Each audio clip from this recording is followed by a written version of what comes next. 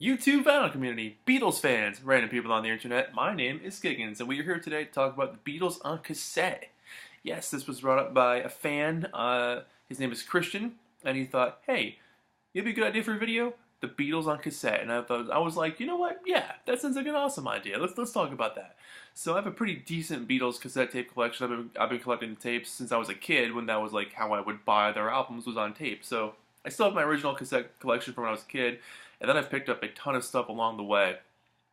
This is going to focus only on the US albums because that's all I have. Very rarely do I ever see something Beatles pop up from Europe or Australia or something. It's very rare. In fact, so rare I've never seen it. So, US albums only for this video. The Beatles started coming out on cassette around the time of Sgt. Pepper. I think Sgt. Pepper was the exact first one.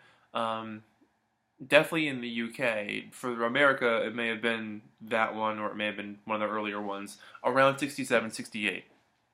And at that time, in between 67 to about 1970, early 71, they were on white shells with a paper, like a paper label on them. And it would say, you know, capital. In the early days, it didn't even say cassette. Or it didn't say stereo cassette, it would just say cassette. Then they started putting stereo cassette on them. And then eventually they just dropped the whole paper thing and put them onto the shells themselves. Most of the 70s into the early 80s were the either white or tan shell. Most of the 80s and then all the 90s have been the clear shell. So there are a lot of differences between them, and between matrix numbers and dome label for capital, or the big capital C, or Apple. So it's been like a lot of fun to go through my tapes again, kind of rediscover what I had, and you know, kind of put them in order of release. So, for instance, the earliest tape I have is this copy of Rubber Soul. This is actually my dad's tape. And this looks like it's from 1971, or thereabouts. It's got the capital C. So that's what they call the C logo for capital. But it's on the white tape, you know, pretty standard. Here's the back. So, no barcodes yet. Barcodes didn't start getting onto these things till about 1980, 1981. Same for records. But this tape got so much play when I was a kid. I absolutely love this album, and this tape in particular is something I'll always hang on to forever. Yeah, love this thing. So that's about 1971. The next earliest one I'd have around from there would be this copy of Yesterday and Today. This isn't the original case that was in. Someone put it into a clear shell case, but again, this is also the capital C logo, and this has to be about 1971 or so. This does have a different inner sleeve though, where it's actually got the warranty. So whenever you find, fun fact, whenever you find cassettes, at least from Capitol, that mention this warranty right there, that's before 1974. 74 and 75 are the last years they printed anything that mentioned the warranty on them. But this one mentions like other albums you can buy on tape. It actually mentions some weird ones from the Beach Boys. It mentions Wild Honey and Smiley Smile, so that's kind of cool. But this is cool. Yeah, this was an awesome find. You don't see a lot of the really early tapes too often, so to be able to find one was pretty cool. But you know, it's the standard Yesterday and Today cover, standard back, sides. Almost all of these have these blue sides like this, with the capital label on them. From there, for the most part, there are some exceptions, but for the most part, they stay true to that form. Like, it's a copy of Meet the Beatles. This copy in particular is from the early 80s, or I'm sorry, from the late 70s? This is really confusing because, I'll show you. It's the clear shell, but it's got the dome logo on the side up there, which they were doing on the white cassettes all throughout the 70s. And I wrote this one down. This is from 1978. So the very late 70s, they started to do, put that note there. In the very late 70s, they started to do the clear shell. They kept everything else the same. So the same type of box with the blue, same blue sides, same cover on the front.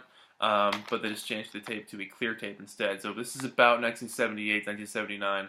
There are some from 78 with the white, so this is like the transitioning time. And we got something like this. So this is the white album, but this is weird because on the very top, you'll notice it's got the big capital C up there. See that? That's the capital C logo, but the matrix is a 4XW160 on the jacket, but inside the tape itself, yeah, 4XW60, but then it's got 4XWB101, which was like the mid '80s press of this. So very weird. The cool thing about beyond the case being broken, but the inside of this thing is all in pieces. But there's a sticker on the inside here from some place called Record Bar. So somebody once owned this, and it says it's got a 1-year tape guarantee. Looks like this was marked off on February 8th, 1987. So look at that. So Record Bar, if you're out there, I got your tape. Basically, the rest of the 80s were the same way. They stayed true to this. Even though some of them started putting in barcodes, some didn't have barcodes, which is weird. Let me find an example. So, for instance, Rarities. So the Rarities tape has a barcode on the side, which is pretty rare. I haven't seen too many of those. But it's got the C4 matrix number. So by about 1987, 1988, they started doing the C4 matrix number, which is pretty much how they kept it from there on out. But, that's got the capital out, the Dome logo, and the Apple, there we go, and the Apple Records logo on the side there. So it's got both. And this is on a clear shell. But being that it's C4, instantly late 80s, it just doesn't look like it. Like the jacket and everything else does not look late 80s to me. But anyway, that's what that looks like. And the back has the program with the Apple logo on there. Another weird one for me is this copy of Hey Jude. And this is by Apple Records. This has no mention of Capitol anywhere on this. And from what I can figure out, this is from 1975, and it mentions having the address for Apple Records on the back in New York, so the 1370 Avenue of the Americas address at the very top there. But this is cool because it's got just the Apple label there. Nothing about Capitol Records. And it does have a warranty on the inside. So yeah, 75, that was probably the last year for that. That's kind of cool. It's also got this black side, whereas all the other ones were blue. So I'm not sure if all of the Apple ones were black on the sides, or if that was just like a one-off thing, or what the story was, because as you know, there's like dozens of each version of these tapes, and there's hundreds of them out there, so it's way too much to keep up with. And we also have something like this, a blue album, 67 to 70. This is an early 90s press. This is probably about 1991. So it's got a big barcode on the back, Capitol Records logo there, clear shell. Just one tape. The whole album is on one tape, which is pretty cool. Let's look at almost everything from the 90s. I would say has the same traits. So, like for instance, this one.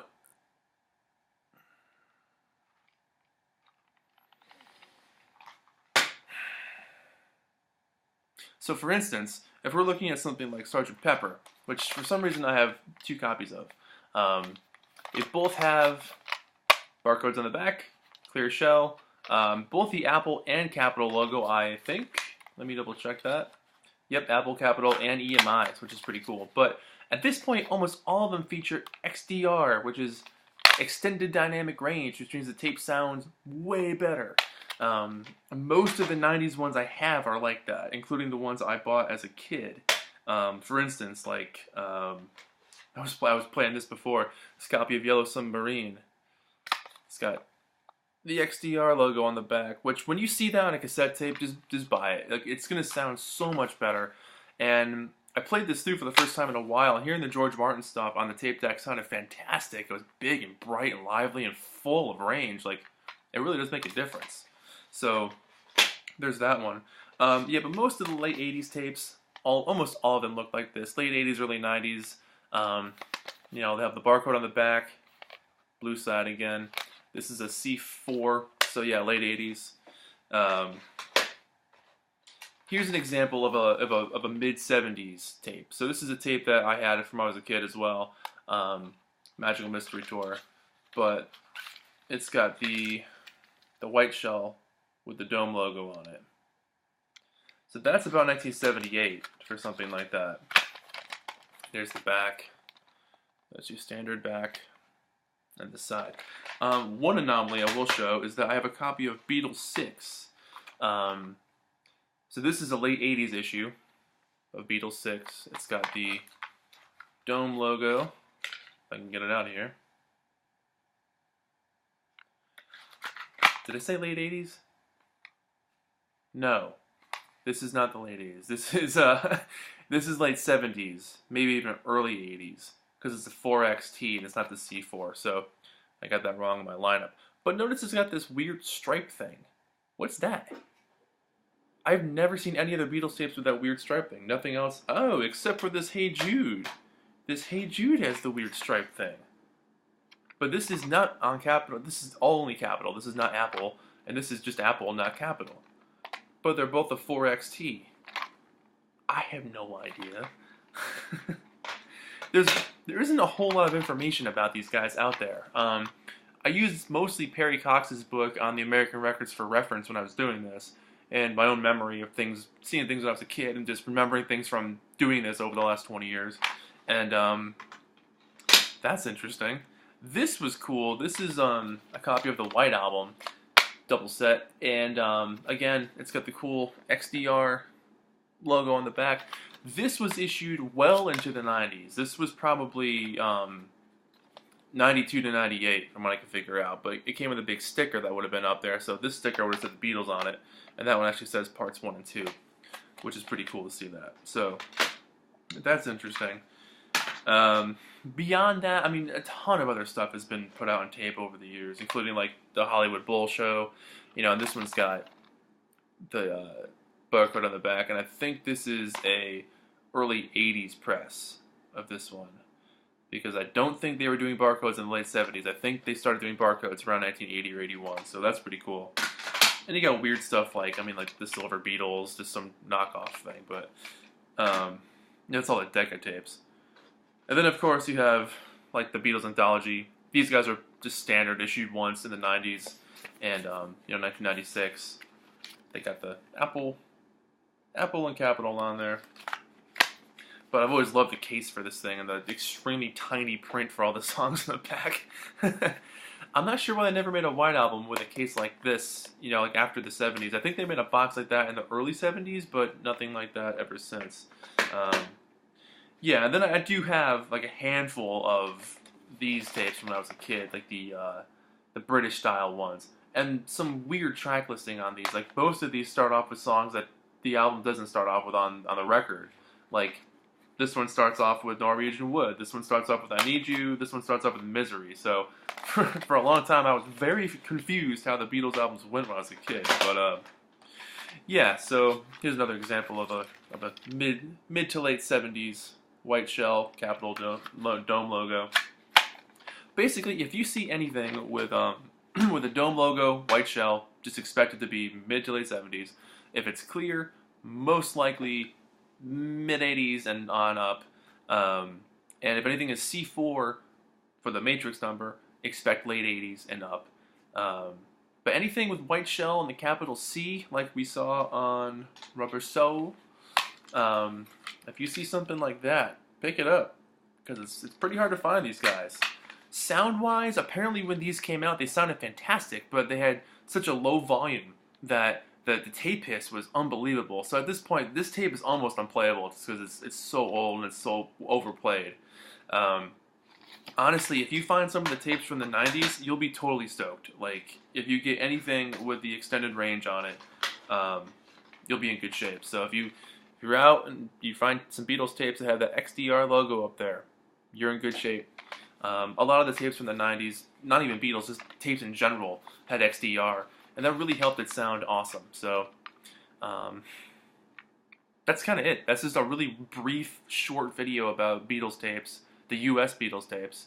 I think I'll make another one at some point going more in depth about some other things, but if you're just getting into Beatles tapes, that's a really brief way to get into them and kind of an idea of what you're looking for. It's real easy to get like down the rabbit hole on these things, but I highly recommend the tapes from the late 80s and early 90s. They'll sound fantastic in your tape player. Can't go wrong with those. Plus, they're newer, so the tape degeneration, degeneration. It'll sound good, is what I'm trying to say. It'll sound way better beyond a tape, you know, from the early '70s or something that's had a long life and it's been played a million times. So, thank you so much for watching, guys. This has been a lot of fun to make, and I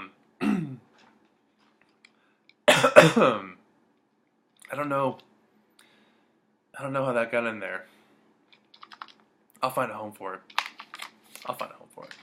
Thank you guys so much for watching. My name is Giggens. This has been Tape? Beatles Tape. A Beatles Tape video.